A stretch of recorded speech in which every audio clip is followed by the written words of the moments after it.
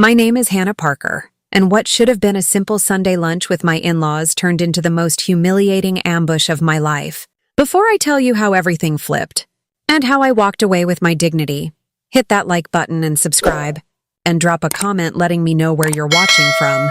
It started with an invitation that felt more like a summons. A linen-textured card arrived in the mail, with my name and my husband Mark's written in perfect calligraphy. An impromptu family luncheon, it said. Sunday at 1. The Oak Room. The Oak Room was at the country club, the place my in-laws, the Maxwells, considered their second home. It was a place of quiet judgment, where wealth was whispered and pedigrees were everything. My pedigree, according to them, was dirt. As I lifted my glass of water, trying to ignore the condescending smile on my mother-in-law's face, my phone buzzed discreetly in my lap. I glanced down, expecting a message from a friend. Instead, I saw a text from an unknown number. Just a few words that made the ice in my glass seem to melt and reform in my stomach. Stay calm. Don't look up. They're filming you. My blood ran cold. My stomach dropped.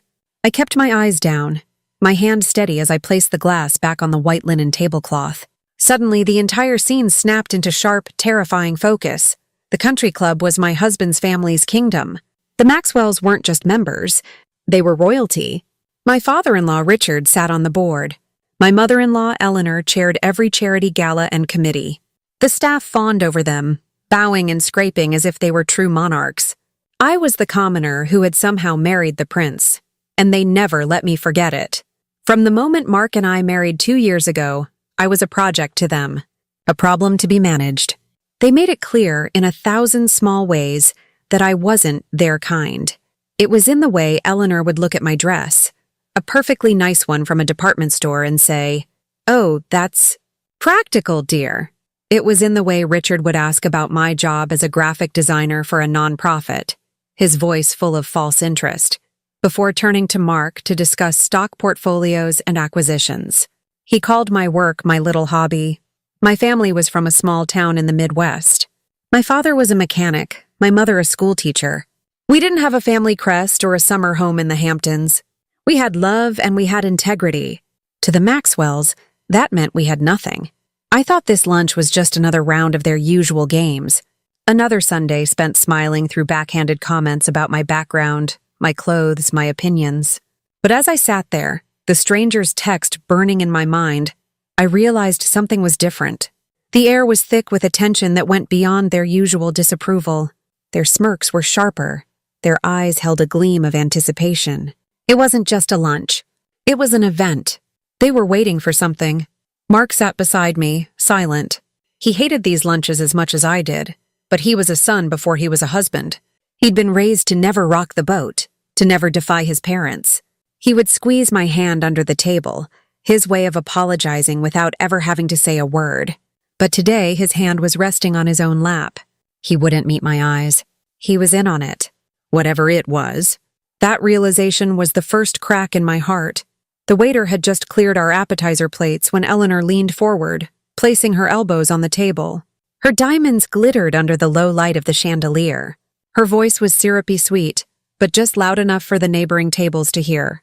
"Mark, darling," she said, completely ignoring me. "Your father and I were just saying, it's a shame, really. Some things just aren't meant to be." She paused, taking a slow sip of her Chardonnay, her eyes fixed on me over the rim of her glass. "We'll see how long this little marriage lasts." A ripple of quiet, cruel laughter went around the table. Richard chuckled into his napkin. Mark's sister Chloe, who was sitting directly across from me, let out a high-pitched giggle. I saw her whisper something to her phone, which she was holding just below the edge of the table. She deliberately angled it toward me, the little red light of the camera barely visible, and then it clicked. The text message wasn't a prank. They were recording me. This whole lunch was a stage, and I was the star of a show I didn't know I was in. They were poking me, prodding me, waiting for me to break. They wanted me to cry. They wanted me to scream, to make a scene, to prove once and for all that I was the unstable, low-class girl who didn't belong in their perfect world. They wanted a video they could show to their friends, to Mark, to a divorce lawyer. Proof that I was the problem. My hands started to tremble in my lap. My breath felt trapped in my chest. Every instinct screamed at me to stand up and throw my water in her face. To yell at Mark for his cowardice. to expose them for the vile bullies they were. But then, my phone buzzed again. I glanced down, shielding the screen with my hand. Another text from the same number. They want you to explode. Don't give them the show. Who was this? Who was watching out for me in this viper's nest? I had no idea, but their words were a lifeline. They pulled me back from the edge. They wanted a show. I wouldn't give them one. I took a slow, deep breath. I imagined putting all my anger, my hurt, my humiliation into a little box and locking it tight. I lifted my head, looked directly at Eleanor, and forced a calm, pleasant smile onto my face. That's an interesting thought, Eleanor, I said, my voice surprisingly steady. But I'm more interested in dessert. Could we see the menus? The silence that followed was more satisfying than any scream. Their smiles faltered. Eleanor's eyes narrowed, a flicker of confusion and irritation crossing her face. Chloe lowered her phone slightly, her smirk vanishing. Richard cleared his throat, looking flustered. I hadn't played my part. I had skipped to the end of the script, and they didn't know how to react. Mark finally looked at me, a strange mix of shock and something that might have been shame in his eyes. They had built a cage of cruelty and expected me to rattle the bars. Instead, I had started to admire the wallpaper. Their trap was failing, and their frustration was a small, secret victory that I held close. My calm defiance only made them more determined. They had planned a public execution, and they weren't going to be denied. After a tense few moments where they ordered dessert with clipped, angry words, Richard put down his fork. He tapped his glass with a knife, the sharp clink silencing the low murmur of the room. He was a man who commanded attention, and he was about to make his final move. He stood up, looking not at me, but at the room, as if making a corporate announcement. As many of you know, he began, his voice booming with authority. The Maxwell family values legacy, tradition, a certain standard. His eyes finally landed on me, cold and hard as steel. We have been patient. We have been accommodating. But it has become clear that some mistakes cannot be fixed. My heart hammered against my ribs. This was it. The real reason for the cameras. Therefore, he continued, his voice dripping with false regret, we have decided as a family that Hannah does not belong with us, and we are actively helping our son Mark find someone better. Gasps echoed from the tables around us. I could hear muffled chuckles, and everywhere I looked, phones were up. Not just Chloe's anymore. Friends of the family, people I had shared holidays with, were all pointing their cameras at my face. They were all in on it. This was a coordinated attack, a public stoning. I looked at Mark, my husband. He was staring down at his plate, his face pale, his jaw clenched. He didn't move. He didn't speak. He didn't defend me.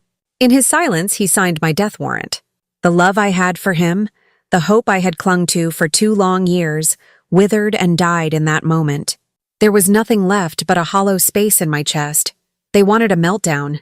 They wanted tears, hysteria, a scene that would confirm every terrible thing they thought about me.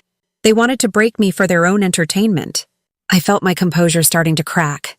The tears were burning behind my eyes. And then, one last buzz from my phone. Under the table, my hands shaking so badly I could barely read the screen. I looked at the final text. You have proof. Use it when the time's right. Proof.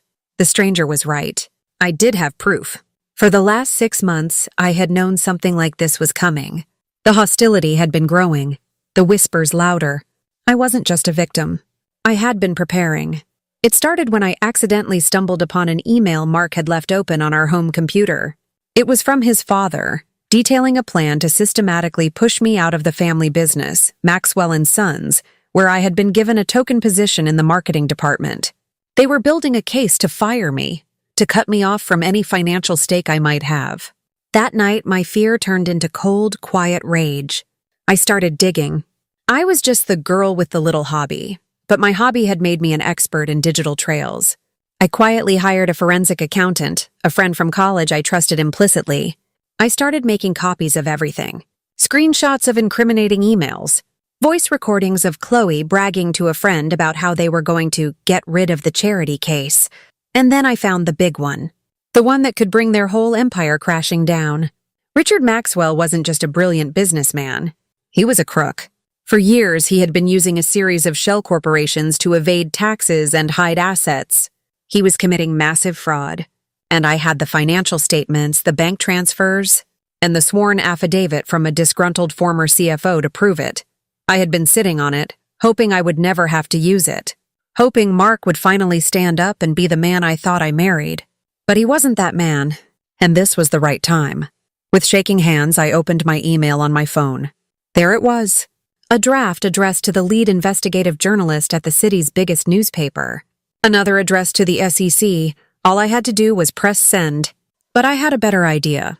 I didn't argue with Richard. I didn't cry or scream. The time for that was over.